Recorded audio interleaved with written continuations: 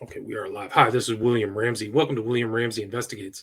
On today's show, I have a very special guest. His name is Derek Gilbert, and we talked back in 2019 about his book titled Bad Moon Rising: Islam, Armageddon, and the Most Diabolical Double Cross in History. Fascinating book about Islam. Highly recommend that book. But he is having another book. He's a prolific author. One book is coming out at the very beginning of next year. The title of this new book is The Second Coming of Saturn: The Great Conjunction, America's Temple, and the Return of the Watchers. So again, that'll be out January 1st, 2022. And I'll list just a couple of his other books so you know how many books he's written. He's written The God Conspiracy, 2009, The Great Inception, Satan's Psyops from Eden to Armageddon, 2017, The Last Clash of the Titans, The Second Coming of Hercules, Leviathan, and the Prophesied War Between Jesus Christ and the Gods of Antiquity, 2018. Also, The Day the Earth Stands Still, Unmasking the Old Gods Beyond ETs, UFOs, and the Official Disclosure Movement, a fascinating book, which I've read. You wrote that with Josh Peck in 2018. And then Giants, Gods, Dragons, Exposing the Fallen Realm and the Plot to Ignite the Final War of Ages, 2020. And then Veneration, I think, was his last book, titled Veneration: Unveiling the Ancient Realms of Demonic Kings and Satan's Battle Plan for Armageddon. But again, we're going to talk about this book. Title of it, if you see it on YouTube, is The Second Coming of Saturn. It has a beautiful book title. It's actually a very well laid out book, but I'm delighted to have Derek Gilbert. So Derek, welcome to the show. William, it's an honor to be here. Thank you. I really appreciate your research and your work, so it's an honor to have the opportunity to talk with you again on your program. Thank you. Well, likewise. I mean, this is a fascinating book. I feel like you had pictures of yourself in front of kind of ancient artifacts. It was almost like you were Indiana Jones and are Indiana Jones. Kind of, I got that feeling because there's a lot of information. I'm fairly well read on kind of older history, but there's a lot of new stuff that you have uncovered, more recent research that you're integrating into the book. But for people who may not have heard your name, can you talk about your background, your books, and what led you to write The Second Coming of Saturn? Well, it's a strange story. It just shows that God has a sense of humor, because I got into broadcasting in college, but as a top 40 disc jockey. Because even though as a kid growing up, I wanted to be a talk show host. My normal friends would listen to late night top 40. I'd be listening to the all night talk show hosts. And the problem is when you're coming out of college, the age of 21, 22, nobody needs a talk show host that young because you don't know anything. So I wound up in top 40 radio for a number of years and never really fit in. Just like in school, I was always the odd kid who never fit in. Was the kid who always had his head in the book. And it is still that way. So got out of broadcasting around 1993, got back in with my midlife crisis back in 2006, and then finally was able to do talk radio. But by that point, Sharon and I had married, and we had begun our podcast, PID Radio, which was one of the early podcasts on the internet. That was still when Apple was openly soliciting, hey, please send us the URL for your code because we want to fill up the iTunes store. So we started that in 2005 to market our novels, but it turns out that God had a different idea. He actually got us podcasting to help us to meet people who knew things that would lead us in certain directions of research. We were both interested in conspiracy theories and so forth. And so early on, we started finding some of the early conspiracy podcast, you and I before the program today, talking about From the Grassy Knoll with Visigoth, who's really an internet broadcasting legend. There were others out there, Steve Quayle on shortwave. We got to know Tom Horn and then Dr. Michael Heiser. This was all in the early days of PID radio. And so through that research, we began to realize that the Bible, that the apostles and the prophets had a different view of the Bible, of the world around them, rather, than we've been taught, the way the Bible's been taught to us. And so that has just led to a number of years of research, but we had to, get properly seasoned before we were ready to actually jump into this. 2015, Tom Horn was looking to start Skywatch TV, asked if we would move to the Ozarks to partner with him. We were delighted to do it. Finally, I got an opportunity to use those talk radio skills that I'd hoped to develop. My stint in secular talk radio lasted about 18 months before I realized why I'd quit secular radio the first time, and went back into steel sales. Wound up selling steel for, I've done that more than I've done anything else in my life, believe it or not. But in 2015, we moved here to the Ozarks, became part of Skywatch TV. And with Tom Horn, you're never slotted into one box and, okay, this is what you're going to do, and you're going to do this forever, edit video or whatever. Uh, hey, you can write. I know you can write. I've seen some of the stuff you've written. Do you want to write, a chapter for this book? Do you want to write a book? And so ideas started coming as we began to research more things. And that led to my first book, The Great Inception, which was about the importance of holy mountains in the Bible, or sacred mountains, not just say Mount Zion and Mount Sinai, but the mountains that were sacred to the pagans, and especially to the gods that they worshiped. And it's important that we point out right up front, and your audience is probably aware of this, that in the Bible, the Bible makes clear there are other gods besides capital G God, or Yahweh of the Bible. Small g gods, these lesser Elohim, fallen angels, if you prefer, who are very active, were active then, are still active in the world today.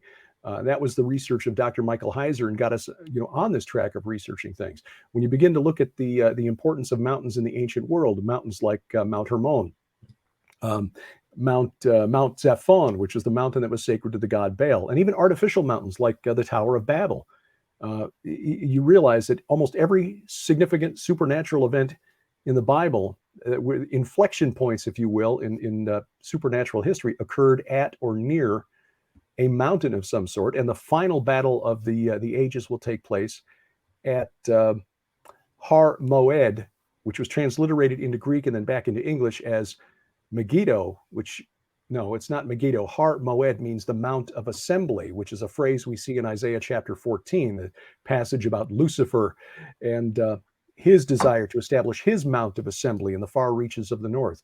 Well, anyway, that's what kind of got this started. That and the weekly Bible study that Sharon and I started recording back in 2014. Every week we go through the Bible for about an hour. We read through it verse by verse out loud. And we've discovered that when you read the Bible out loud, things suddenly jump out at you that you skip over when you're reading to yourself. And so that led to a number of other things. So far, looking at the thing on the wall here, 8 books and counting the ones that I've co-authored with Sharon. So, the Holy Spirit has been very gracious in just helping us to see things and make connections. And God bless, not just in the Bible, but the archaeologists who are actually out there and digging things out of the sand in places like Iraq and Syria until their civil war started, Turkey, and the linguists and the epigraphers who are translating and deciphering these ancient texts, because we just feel like it's kind of fallen on us, I guess, or maybe we've just been created in a certain way, or led to follow these clues and see the big picture and put all of these pieces of the puzzle that have been dug out by specialists in individual fields and make sense of the bigger picture. And that's what's resulted in all of these books. I know. Congratulations. It's amazing that you've had that much output in the relatively short time that you've been at Skywatch. It really is impressive.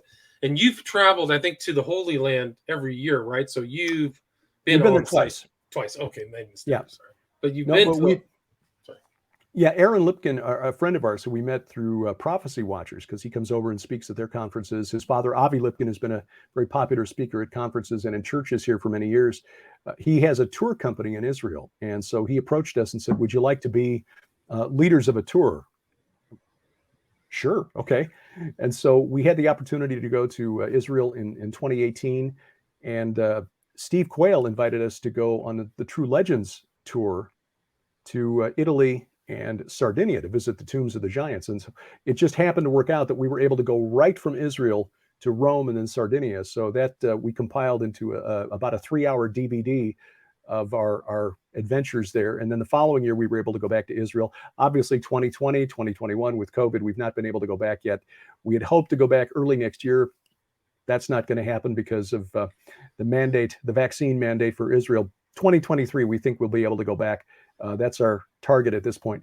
But anyway, that's still in flux. We haven't figured that out yet. But we want to go back because there are some spots there, archaeologically speaking, that are just amazing. And the great thing about Aaron Lipkin is that he is just as much of a fan of archaeology as we are. So we've been able to go to Joshua's altar. I mean, literally Joshua's altar, where he spoke those famous words, "As for me and my house, we will serve the Lord," and to catch that on video and to show people what this thing looks like.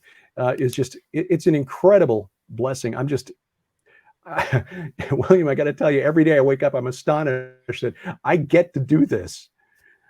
And I think you mentioned that in our last interview, 2019. I think that you ended it up. So it's almost like you're dusting off the history books and making them really present. That was the sensibility of reading your book. Can you talk? Your intro was about the Great Conjunction. Can you explain that to the listeners? That's how you start the book. Yeah, the Great Conjunction was the event in the sky last December 21st. And interesting that it happened right on the winter solstice, where the planets Jupiter and Saturn met in the night sky. The media portrayed this as the Christmas star. And so we go into that in a little bit in the book. It's not the Christmas star. I mean, I went outside and looked at it. We don't have a lot of light pollution where we are out in rural Missouri Ozarks. So I got a really clear view of it that night. It's like, okay, two relatively bright points of light in the sky. Maybe it's just me, but if I'm a wise man in ancient Persia, it's not going to be enough to make me want to make a 3-month trip across the Syrian desert. There was something more supernatural about the actual Christmas star 2,000 years ago. But astrologers looking at this conjunction, they've been waiting for it for a while. This was the closest visible conjunction of Jupiter and Saturn in something like 800 years, the 13th century. Now, in the 17th century, Johannes Kepler, who was the famous astronomer, suggested, he's the one who kind of came up with the idea, hey, this must have been the Christmas star that everybody got excited about. No. What excited astrologers, however, is that they met Saturn and Jupiter at 0 degrees of the constellation Aquarius, which officially moved us fully into the age of Aquarius. 50 years after the Fifth Dimension song, we're finally in the age of Aquarius. And Aquarius, the sign, is ruled by Saturn. So astrologers see this as signifying the beginning of a new age, an age ruled by Saturn, an age of reason and hard work, and a return to a golden age, which ties into the poem written by the Roman poet Virgil around the year 40 BC, the fourth eclogue, which drew on the ages of man from the Greek poet Hesiod, who was roughly contemporary with the prophet Isaiah, 8th century BC, where humanity has gone through a golden age when Kronos ruled in heaven. Kronos is just the Greek counterpart, or the Greek name for the god Saturn.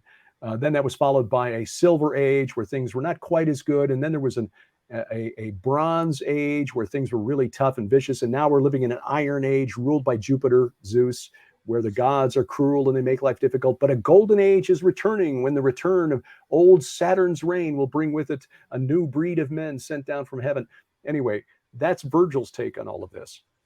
But astrologers are looking at this as well and seeing this as signifying a great shift in the heavens, where now the rule of Jupiter, who was the ruling deity of Rome, has now been handed back to the one that he threw off the throne, his father Saturn.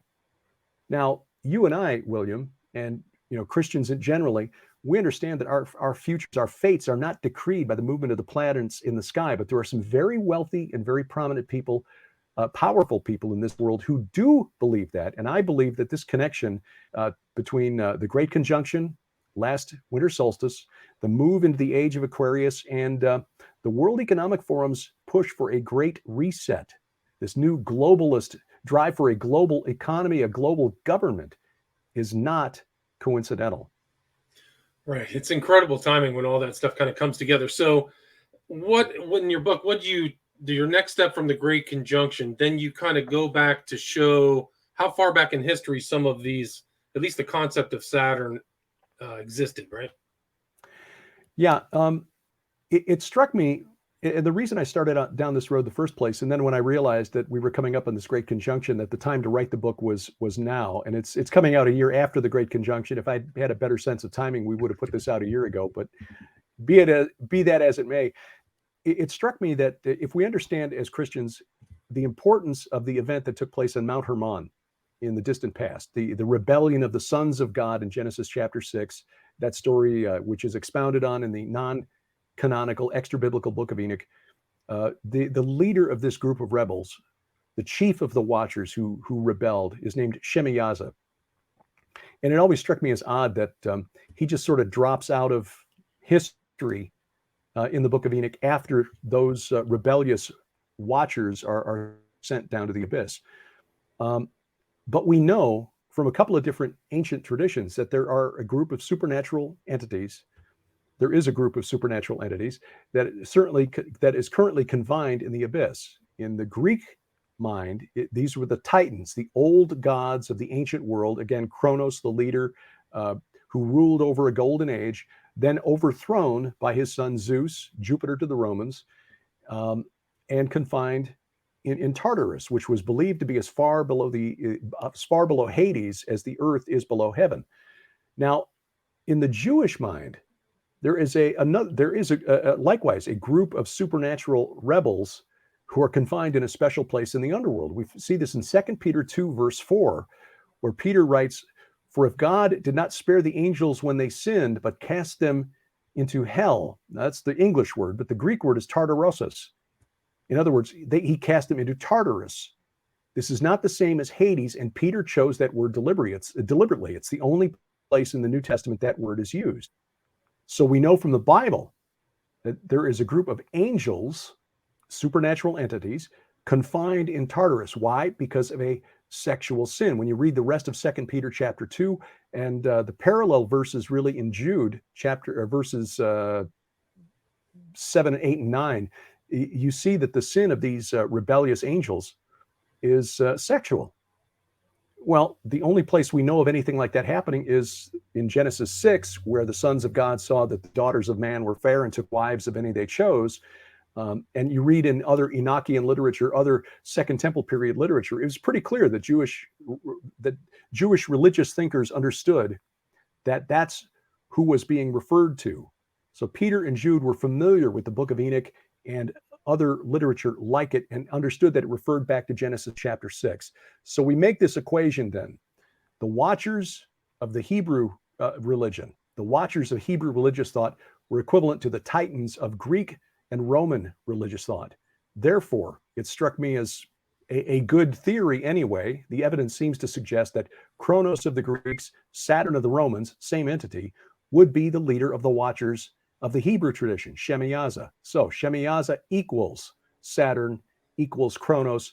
And then I go through the history of the ancient Near East and show that they're in almost every single major culture in the ancient Near East. Now, I didn't dig deeply into Egypt, and that's mainly because I've not studied Egyptian cosmology much, but every one of the Semitic and Indo-European religions in the ancient Near East, there was a god that corresponded to that entity, Saturn, Kronos. The Phoenicians called him Baal Hamon. The Canaanites called him El. The Amorites called him Dagon, as so did the Philistines. The Hittites and the Hurrians called him Kumarbi. The Assyrians called him Asher. He was their chief deity. And there were a number of other names too. The Ammonites had an epithet for him, Milcom, which the Hebrews then twisted into Molech. All the same entity, just with different names. Right. I mean, you can go and see some of these correspondences between all old world history and how the gods are the same. Most of the people in the West know the similarities between Greek and Roman, but not going back into the beginning of history, really, in the Near East. But I mean, you go really far back. Like you talked about some group that I had never even heard of, which is the Hurrians. Yeah, Hurrians. Yeah. Can you talk about them? They were really important, and I've got to give credit to my wife Sharon for putting me onto the Hurrians. She pointed me to research. She was looking for doing some research for her series of novels, the Red Wing Saga, and she stumbled across the work of a husband and wife archaeologist team from UCLA, Giorgio and Marilyn Kelly Bucciolati. And they've been working at a site in northern Syria since the late 80s, early 90s, a site called Tel Mozan, but in the ancient world, it was called Urkesh. Now, they've not been able to get back in there since 2011, sadly, because of the Syrian civil war. They can't cross the border from Turkey to get in there, which is sad because you can see the Turkish border from this site. That's how close it is. But as they excavated it, they found that this was the earliest known urban center, the earliest known city constructed by this group of people called the Hurrians. Now, scholars argue, were they Indo-European? Were they not Indo-European? We don't know. Their language is unique. It's not related to Semitic. It's not Sumerian. It's similar in some sense to the ancient Urartian language, which is similar in some cases to Armenian. So there may be some connections there. We don't know. What they do know is that the Hurrians, around the time of the Exodus, had a very powerful kingdom in mainly the Kurdish regions in northern Syria and northern Iraq, the kingdom of Mitanni. If you were to look at the main world powers of the ancient Near East at that time, you'd have the Hittites in the northwest, you'd have the Mitanni in the north, you'd have Egypt in the south, and what was left of Babylon in kind of the southeast. So Mitanni was on an equal footing at that time with Egypt and the Hittite Empire, and that was the Hurrian people. But their history, according to the Bucciolatis at Urkesh, extends back at least to about 3500 BC, which is much older than anyone expected to find a developed, civilized setting in northern Mesopotamia. We've all been taught that civilization in ancient Mesopotamia began in Sumer in the south at Ur and Uruk and Eridu. But this city was contemporary with all of those, and it had a temple sitting on top of a raised mound about 90 feet off the ground, above the plain around it. So it was visible from miles away. And the style of the temple that they've excavated is very similar to what you find in ancient Uruk, which is really intriguing because 3500 BC, that'd be right smack in the middle of the time window when you would put the kingdom of Nimrod at Uruk. So you've got a kingdom in northern Mesopotamia, contemporary with Nimrod's Uruk, building a temple similar to what you'd find in Uruk. But the god to whom that temple was built, according to the Bucciolatis, was the chief god or the creator god of the Hurrians, Kumarbi. Well, they take this even further back because they found a unique style of pottery there. This is a very distinctive style that scholars have connected to an older civilization called the Kura Araxes civilization, which between, say, 4500 BC and about 2200 BC occupied a broad swath at the northern edge of the Fertile Crescent. So if you look at Mesopotamia, the Fertile Crescent, we've all heard about, between the Tigris and Euphrates, and extends around into what is now Israel. If you were to draw like an area just around the outer edge of that, that's where these Kura Araxes people had settled.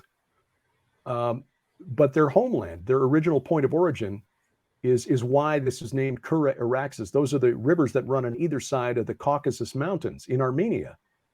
So in other words, this civilization, which later wound up building its oldest known city in northern Syria, came from the plain of Ararat, the plain below the mountain where the ark landed, which blew my mind for a couple of reasons. But one being that they brought the worship of this entity with them to Urkesh, and the most distinctive feature of the worship of this god Kumarbi, who again is just an early iteration of Enlil of the Sumerians, El of the Canaanites, Kronos of the Greeks, Saturn of the Romans, was a ritual pit that goes down about 45 feet. They've only been able to dig it out about halfway because they were concerned about the stability of the pit. They didn't want the walls collapsing and killing a workman or something.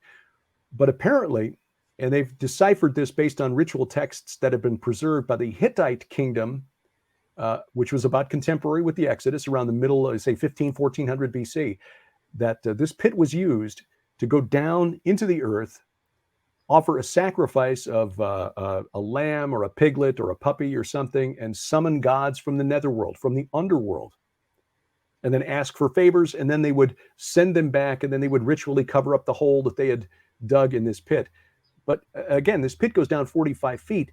The reason they only dug down about 22 feet is because there's another 22, 25 foot of debris from their sacrifices. This was a regular thing, summoning gods from the netherworld. It's like, okay.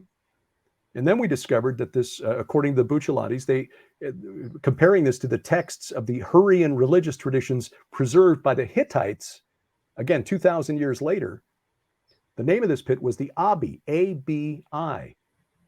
And then I was able to connect this with other research, just amazing stuff from linguists and other archaeologists showing that the Abi of the Hurrians in northern Mesopotamia was where we get the word, or the Sumerians rather, got the word Abzu, which is the freshwater ocean beneath the temple of the god Enki at Eridu. And that's where we get the word abyss.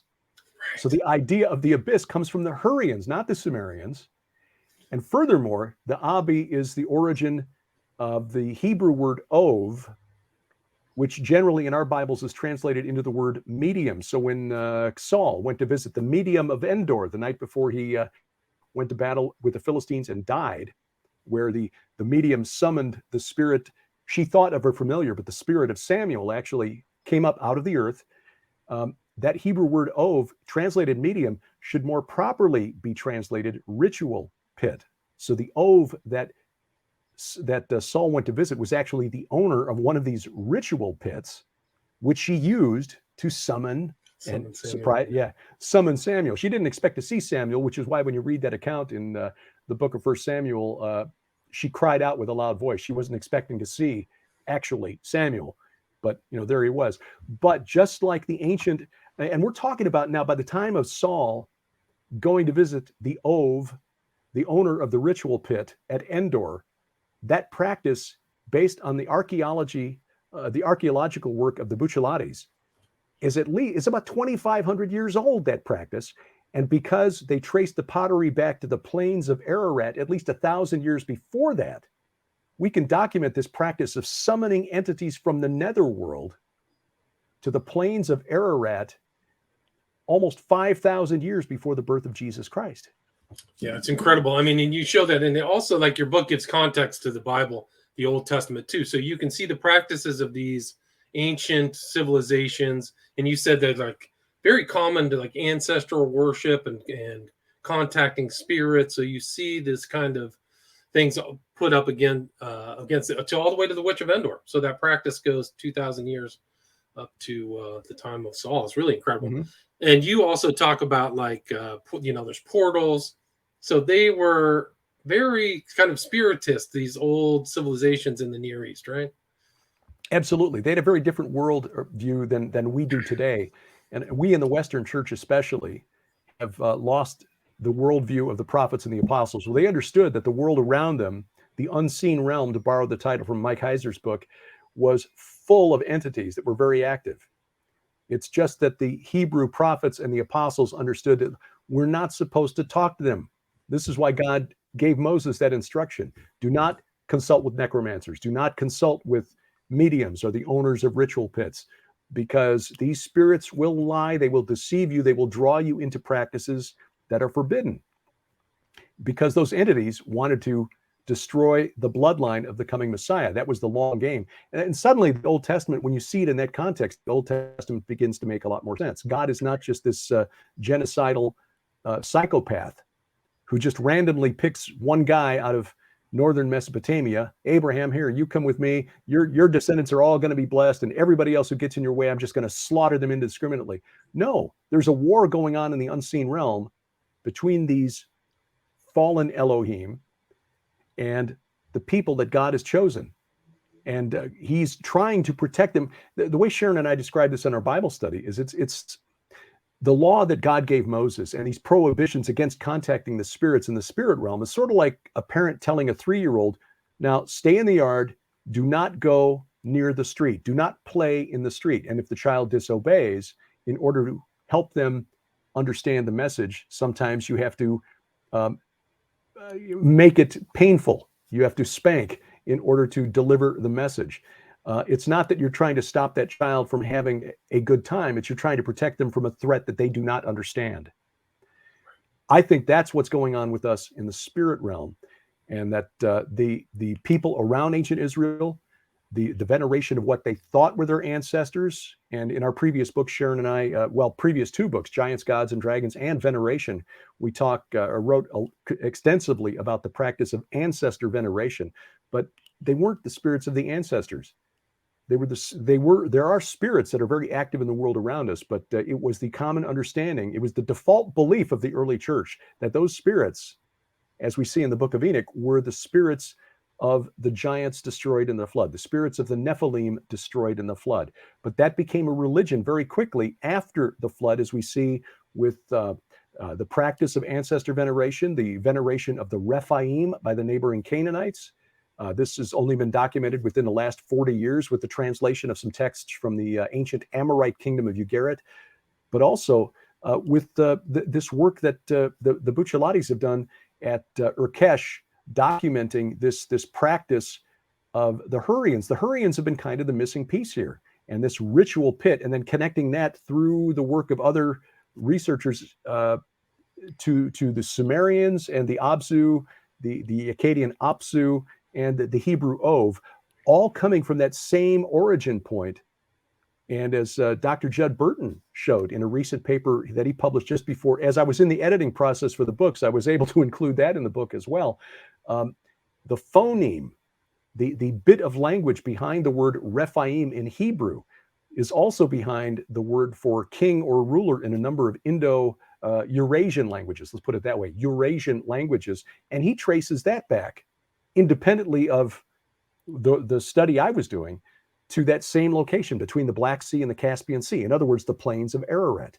It all began there as the people came down from the mountain. Hey, those old gods that we knew about, that we heard about before the flood, we can summon those. We can bring them back from the underworld, right? And so that practice began and has continued down to this day. We were talking to an evangelist over the weekend from Singapore who was telling us about how important ancestor veneration is in Asian cultures. And it's startling how similar it is to the ancient Amorite practices of 4,000 years ago.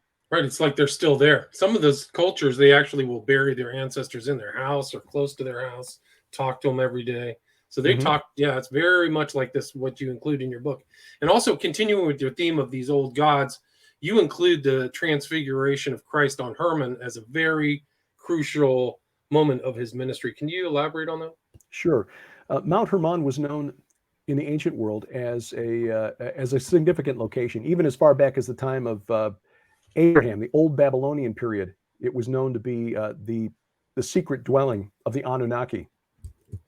The Canaanites believed that was the dwelling or the abode of El, where he held court with his consort Asherah and their 70 sons. And the 70 in the ancient Near East was a number that was symbolic. It represented all of them, the complete set.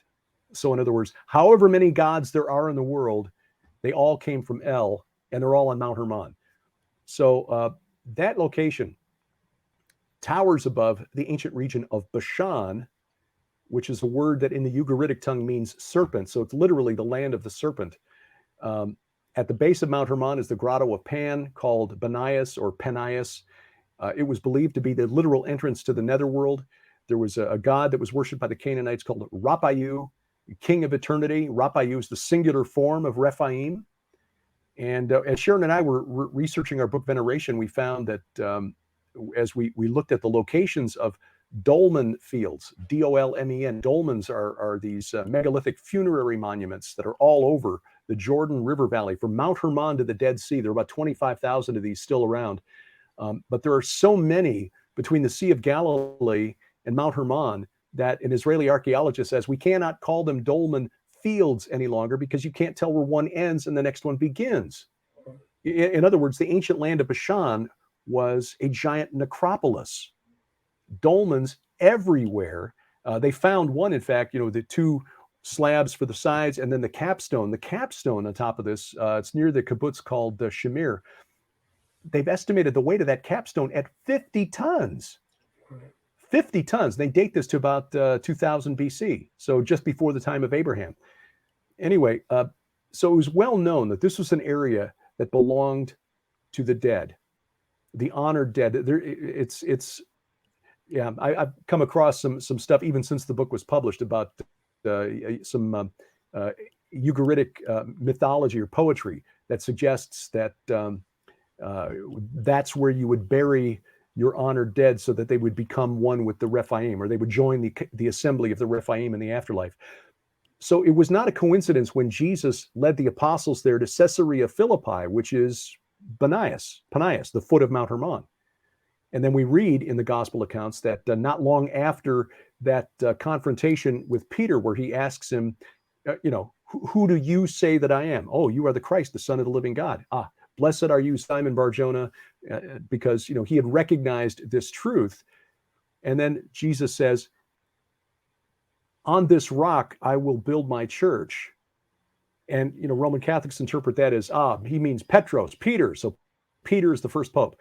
No, they were standing in front of a 9,000-foot mountain in front of the cave called the Grotto of Pan, believed to be the entrance to the netherworld.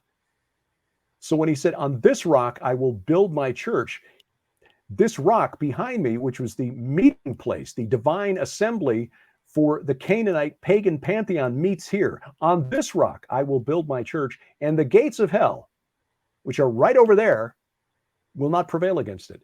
So on our tour of Israel, William, we had the opportunity twice now to go through that section of scripture right in front of the Grotto of Pan and point it out. And when people see it, this really big cave that used to be the source of the Jordan River, it's changed with earthquakes over the years. People just gasp because they suddenly realize Jesus was speaking literally.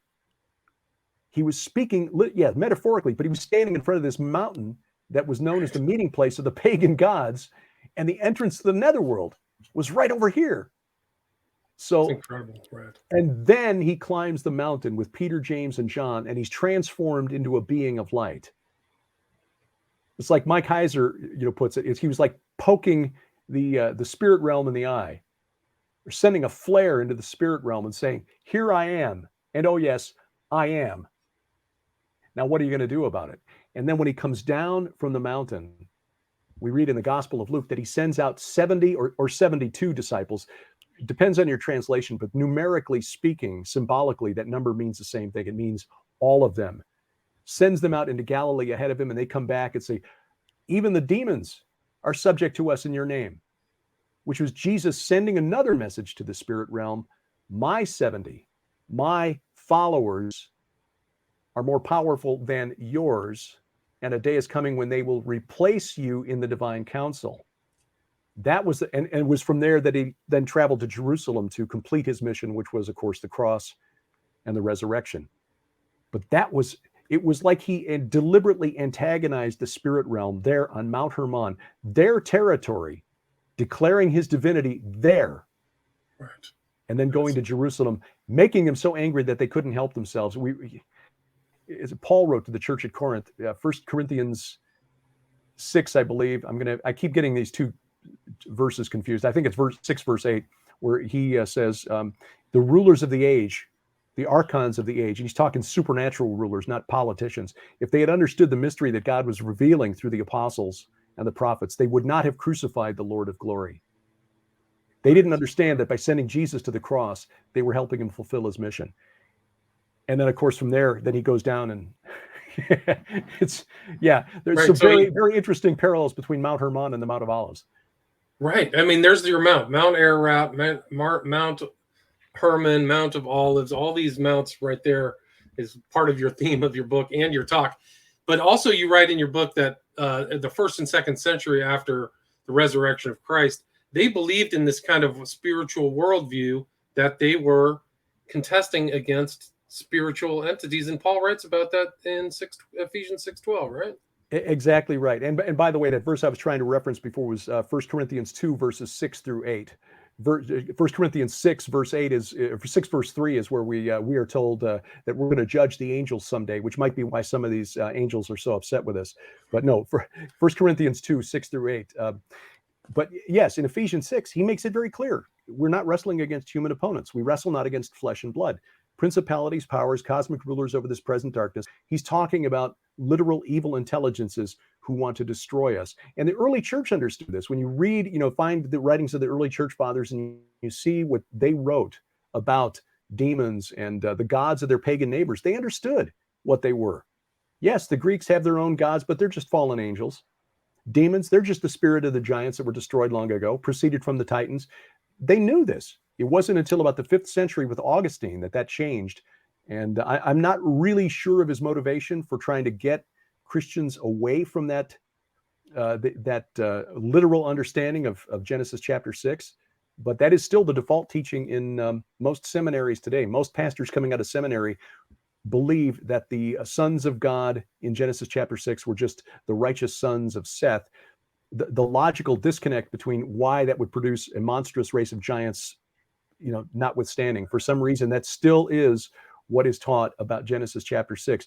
When you understand that that's that underpins the whole supernatural war of the Old Testament. That's the reason that Isaiah writes about the other lords have ruled over us. Isaiah 26, beginning at verse 13. But your name alone we call to remembrance. They are dead, they will not live. They are Rephaim, they will not arise. In Isaiah 57, Isaiah 65, condemning those who sacrificed to the dead. The reason that God sent a plague that killed 24,000 Israelites as they camped on the plains of Moab before they crossed over the Jordan to attack Jericho, when they started worshiping the Baal of Peor. And we showed in our book Veneration that Peor is based on a Hebrew root that means opening or cleft or gap, like opening to the netherworld. And I go into that too, because I think Baal Peor may just be another title for this entity, Saturn, Kronos, Shemiyaza. God sent this plague because he was angry, according to Psalm 106, verse 28, not just that they were worshiping the Baal of Peor, but because they were eating sacrifices offered to the dead. This was a snare and a trap that lured in the Israelites from the time that they camped in the plains of Moab, 1400 BC or thereabouts, to the time of Isaiah, 700 BC, 700 years. The Israelites continued this practice. As we showed in the book Veneration, this continued into the early church. When Constantine built the first church in Rome after he legalized the faith, St. Peter's Basilica is one of these churches. It was built right in the middle of a cemetery because the early Christians wouldn't give up the ritual practice of summoning their dead ancestors to a meal. So they couldn't beat them. So we'll just put the church here in the cemetery so that the folks can just come to church and then they can go outside and have a picnic. It's astonishing. And like I said, it continues all over the world to this day. Day of the Dead in Mexico. Right. It's the same thing. But I think it's important because it explains a lot of your book puts in context a lot of the conflicts that happened in the Old Testament with the tribes that were surrounding the Israelites, where the temptations of their Jezebel and people backsliding and coming back was that there was these other practices that were not allowed by God, by the Hebrew God. And so that's really kind of like what you can see in this ebb and pull of the society back then up until Christ. I mean, there's a lot more in your book. We're at about 42 minutes. I mean, can you just say we've only covered a bit? There's a lot more information here, ladies and gentlemen. We haven't even gotten to the present time. We haven't talked about Enlil as much, Damien Eccles. I mean, I mean, the Brotherhood of Saturn. Yeah, there's a lot of stuff. The religion of Saturn, right? I mean, a lot of that stuff.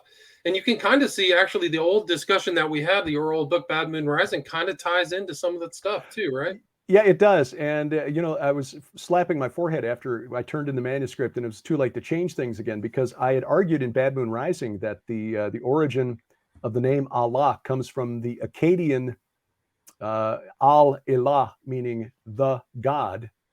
But as scholars have pointed out, I somehow didn't make this connection. These facts were just kind of floating around disconnected in my head. The name Enlil, of the Sumerian god Enlil, was believed for a long time to be based on Sumerian words En, meaning Lord, and Lil, meaning, ether. So he's the Lord of the ether. But more recently, scholars have said, that really doesn't fit. We don't see any other evidence, any other nicknames for him that would indicate that that's how he was thought of in the Sumerian world. They believe that Enlil was introduced into Sumer from the north, which kind of fits with my theory that the Hurrians actually were more influential in history than we've been taught. That Enlil was brought into Sumer by the Akkadians, and that in Akkadian, their word for God is Il, very similar to Canaanite El, same word, different language. That Enlil is not En-Lil, it is Il-Ilu, meaning God of gods. So Il-Allah, Il-Ilu. It's essentially, I would argue now, if I were to write Bad Moon Rising today, that Allah is actually the same guy here, just by a different name. Yes, he still has influence in the world today through his demonic children who are still active in the world, apparently still in contact with Daddy and Daddy's minions who are in chains in darkness, according to Peter and Jude, but still working their plans on this earth and looking forward to a return. And I argue in the book that this entity, this chief of the Watchers, condemned to the abyss, if he is Kronos of the Titans, the king of the Titans, likewise in Tartarus, that he is the most likely candidate for the king over those in the pit in Revelation 9, the entity called the Destroyer. Abaddon in Hebrew, Apollyon in Greek, that they're all one and the same. Wow, it's incredible. It would make sense though if that was Islam, that same entity, because at the Kaaba, it's the square of Saturn, which you Right. still see in modern temples, modern like corporate offices and things like that. It's all over. So a lot of Right. that stuff, history is not that far past, far present. And I mean No, that. Sorry, go ahead. no, it absolutely it fits together, and so we get it. There's some prophecy here in the book as well. That again, making my case that I believe he's the destroyer. That's another connection with the Mount of Olives, and some interesting research that I stumbled onto there. So you can only scratch the surface. This, in terms of the research, I think, thanks to Sharon first pointing me onto the city of Urkesh and the significance of the Hurrian people in the ancient world. They're in the Bible as the Horites, so it's not like these are people who didn't have any influence in Scripture, and I dive into that pretty deeply in the book. But also pointing me to what happened at the United States Capitol on January 6th and the significance of the art and architecture there. I hadn't intended to go there when I started with the book. Tom Horn has covered that extensively in Apollyon Rising 2012, Zenith 2016, Zeitgeist 2025. And he's got a new documentary out that Skywatch TV is offering now at skywatchfilms.com called The Secret Destiny of America. But I take what Tom has done and I add a slightly different twist to it. Tom is of the opinion that Apollyon and Apollo are the same and that is the Antichrist. I argue that Antichrist is Leviathan, chaos, and that this spirit Apollyon or Abaddon is different from Apollo. Sharon and I argued in Giants, Gods, and Dragons that Apollo is the rider on the white horse, the first rider of the apocalypse, that Saturn, Shemiyaza, Kronos, Baal-Hamon, Dagon, Enlil, whatever you want to call him, he is the destroyer, and that the art and architecture of the United States Capitol shows, I think, his intention, which is his return to what he thinks is his rightful place in the heavens, and that's what's represented by the apotheosis of Washington. I don't disagree with Tom Horn very often, and I think without his foundational research, I would never have gotten there. But then Sharon pointed me to the January 6th incident, which was led by the guy wearing the buffalo hat. What was it? The QAnon shaman? The QAnon shaman. Yeah, he calls himself Jacob Angeli. Like, okay, it's really Jacob Chansley, but Jacob Angeli, who's just been sentenced to 40 months in prison, which is ridiculous. Right. But setting that aside, the fact that this took place on January 6th, which was Epiphany in the Christian calendar, celebrating the day that Christ's divinity was revealed to the world, when the three wise men, it's the 12th day of Christmas, okay?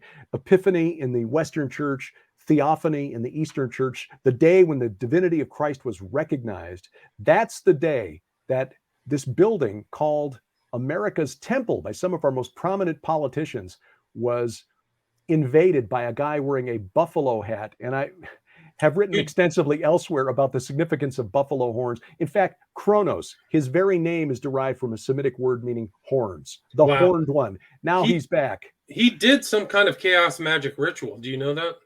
I have no doubt. Yeah, he did a chaos magic. I talked to people in the occult. He was doing something having to do with magic in there. I don't know the total details. I need to get more info on that. But that is very significant because chaos, Leviathan, is, we believe, Antichrist. And we believe that, so we've got several entities at work here. We've got Jupiter, Zeus, Baal, who Jesus identified as Satan, is a major player in the end times, obviously. Satan stands on the shore of the sea, end of Revelation 12, Revelation 13. The beast emerges from the sea. We argue that's Leviathan. And then Revelation 9, of course, you've got the 5-month period where Apollyon, Abaddon is out with all of his minions, the Titans, the Watchers, if you will, tormenting humanity. Interesting that it's a 5-month period, because when you go back to Genesis chapter 8 and 9, look at the amount of time that the ark was on the water before it landed in the mountains of Ararat. 150 days. In a lunar calendar, a 30-day lunar month, that's exactly 5 months. That's not a coincidence. This book ends. These entities were put into the abyss during the flood. They will get out at the end, and those without the seal of God in their foreheads, they will get 5 months to torment. But that's how long old Saturn's reign will last. And can you, before we wrap this up, can you talk about that sequence with Damien Eccles? It's really incredible because it coincides with your research. Can you talk about that? Yeah, I stumbled onto his most recent book, and forgive me, I don't have the. Let me bring this up here real quick, so I'm not speaking from ignorance.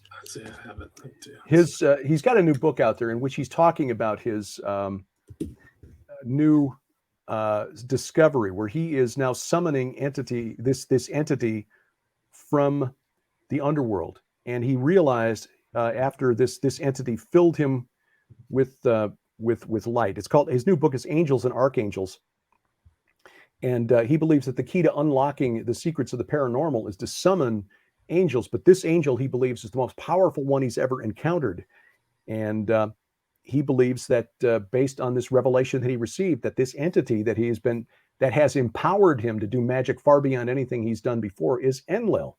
Well, again, Enlil was just another name for this entity. Now, was he really empowered, indwelt by Enlil? If this entity is chained in the abyss, as Peter and Jude write, probably not, but it may well be a spirit, a demon, acting on behalf of Enlil, or just lying to him and saying, "Oh yeah, I'm totally Enlil. Yeah, that's the ticket." Don't know. But I think it's interesting that at this period of time, when we are now in the age of Aquarius, since last winter solstice, with Jupiter handing the baton back to old dad Saturn, Kronos, Baal-Hamon, El, Dagon, Enlil, that now we've got one of the most prominent practitioners of magic with a K, Damien Eccles, saying, I found the secret. We have to summon Enlil. It's incredible. The only two people I've heard talking about that entity is you and him. I think we mentioned maybe in the last interview or somewhere in the interim, but it is remarkable. And I think he said, the resultant energy I experienced was unlike anything I'd ever felt, even after years of intense angel work. Enlil's presence was like feeling the unified power of 1,000 angels. And by the way, this book is very thoroughly quoted, so you can see where Derek has done all his research. Like this is a footnote 500 or 497 right here. So you can see where his research comes. This is very exhaustively, academically researched book. Is there anything you'd like to add, Derek, or anything I missed before we wrap it up? I mean, there's so much more in this book. We covered 10% of the book. Please, I just find this subject really fascinating, but I just want to, I hope that readers will take away from this the sense that the spiritual war, the supernatural war that we're a part of is more real than most of us have been taught. I've met people who have experienced the supernatural firsthand, and for them, they understand. In fact, this gentleman that I mentioned earlier, this evangelist we spoke to over the weekend, Dr. James Tan from Singapore, was tormented by demons at a very early age. And so he understood from very early on that the supernatural realm is real and that it does influence us in the natural realm. But most of us, myself included, don't have that kind of sight into the spirit realm. So for me, it can become an academic exercise. I think these texts and fitting the pieces together is fascinating. But I hope I've brought it back around to show that not only does this have an influence on the world today, that it fits with what we read in Bible prophecy. And I will never claim that I've got all the answers as far as end times prophecy, because God hasn't revealed everything yet. He's the greatest general in the history of creation. He's not going to reveal his total battle plan until he's standing across the battlefield with the enemy. Then we will see in full. Now we see only in part. Here is how I see it in this book and the other books that we've written. To the best of my understanding right now, I reserve the right to be wrong, and I will admit as much. Like I said, even during this interview, if I had put some pieces together, I would have written Bad Moon Rising slightly differently than I did just 3 years ago. But the bottom line is that this fits with where we're going in terms of end time prophecy. The enemy takes it very seriously, and there are minions here on earth who either wittingly or unwittingly are working to bring about the return of this golden age they see or they believe will occur when Saturn returns. It's just they don't understand his true nature because he lies. When he returns, it will not be a golden age. If I am correct in seeing this entity as the one called by John the destroyer, Abaddon or Apollyon. It will literally be hell on earth when he returns. Now, you don't need to be here when that happens. I think we as the church will be out of here. Even if we're not, though, we will have the seal of God on our foreheads, and so they won't be able to touch us. But our friends, our family members, our coworkers, people that we meet at Walmart, the grocery store, we don't know whether they're going to be here or not, or their children or grandchildren. So we need to feel a sense of urgency about what is happening in the spirit realm around us. Not to be afraid. We're not given a spirit of fear, because we know greater is he that is in us than he that is in the world. I just see the church, because I know how I was raised in church every week. This stuff would have been considered fringe, woo. We don't, maybe you'll be happier at the church down the street. This is what the early church understood about the world around them. Now, maybe I don't have all the pieces together right, but I hope I'm at least recapturing the supernatural worldview of the apostles and the prophets, who understood that their world, the world beyond the limits of human sight, is far more complicated and far more dangerous than we've been taught. But we have the shepherd right behind us. And if any of those enemies wants to get busy with us, just, hey, talk to the shepherd, because he's got my back. That's what I hope you readers will take away from the book. Yeah, it's interesting stuff. I love the history. I love the archaeology, but it's all about this long war that we're a part of, and just trying to make it real for readers so that we in the church understand why Jesus Christ did what he had to do, why he had to do what he did. It wasn't a tragedy. It was necessary. It's tragic in that our sin made it necessary, but it wasn't a random act. It wasn't a rebel being put to death by the Romans because he was a political threat. It was a necessary sacrifice to redeem us from the likes of these pagan gods. That's what this whole war is about. Awesome. That's a great way to finish. So where's the best way to get the book, The Second Coming of Saturn, Derek? It's available at Amazon. Should be available really soon. As you can see, I actually have a physical copy here. So those were shipped out to Amazon last week. So hopefully they will be there, if not already, that within a couple of days. The Kindle version won't be out until January 1st. Tom always likes to put the physical copies out there for a while before releasing the Kindle version. But the book is at Amazon. And since it's in the warehouse, it should be at the Skywatch TV store soon. I just don't know whether they've got a bundle for it yet. In fact, I know they don't, because I committed to producing a DVD, which I'm going to start working on this weekend, a series of probably 13 videos of about 20 to 30 minutes in length each, that kind of breaks the book down into bite-sized chunks. Because I know that, in this 45 minutes, we've kind of, it's been like a fire hose. Right. And hopefully that will be a way to introduce the topic, especially to people, because I've learned that when you hit people with this all at once, people who've grown up in the church and think that they're really well read when it comes to scripture, and are well read, but maybe just not interpreted, if you skip over the Genesis 6 paradigm, you miss a lot of the significance of what's happening in the Bible. Or if you've grown up being taught that there is only one God, and yeah, we kind of believe in Satan, but demons, that was, before we discovered psychology. And then you try to explain this stuff to them all at once. It's like, okay, you're not well. Hopefully, by breaking it down into small bite-sized pieces, we can introduce this in a way that's not as intimidating or doesn't come across as quite as crazy.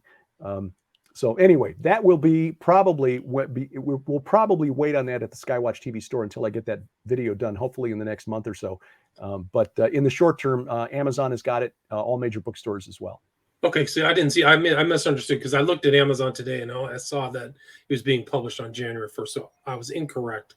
I'll go back and change that, and I'll put a link in the show notes to the Skywatch store if people want to buy it there. And where do you have a website, Derek? If people want to reach out to you, what's the best way to do that? Well, Sharon and I kind of use Gilbert House. The Gilbert House Fellowship, our website for our weekly Bible study, is sort of our hub. So gilberthouse.org, gilberthouse.org. And, there you'll find links to our websites and our books. But we also there every Sunday, we post another hour and 15-minute Bible study as we just go through the Bible verse by verse, Like I said, we've discovered when you read it out loud, things jump out at you that you never noticed before. Right. So I'll put that also in the show notes as well. Thank Again, you. the title, yeah, sure. And the title of the book is The Second Coming of Saturn, The Great Conjunction, America's Temple, and the Return of the Watchers by Derek Gilbert. Derek, thanks so much for your time. No, my honor. Okay, cool. Stay there. All right. That was excellent. Okay.